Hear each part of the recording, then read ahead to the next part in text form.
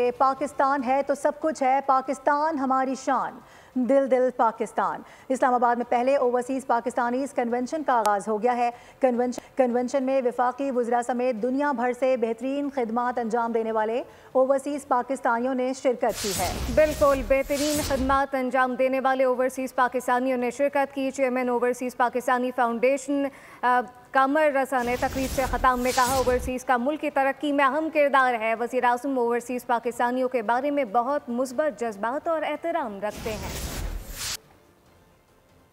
Assembly of पाक की है, अगर आप चाहते हैं अपनी जमातों से बात करें कि ड्यूल नेशनल को यहाँ इलेक्शन लड़ने की इजाज़त होनी चाहिए, इस पर डिबेट हो जाए, डिस्कशन हो जाए। जितनी हमारी एक्सपोर्ट है उससे ज़्यादा तो पैसे आप भेजते हैं, तो जो हम एक्सपोर्टर्स को मेडल्स देते हैं कि highest exporter, why not highest रिमिटर?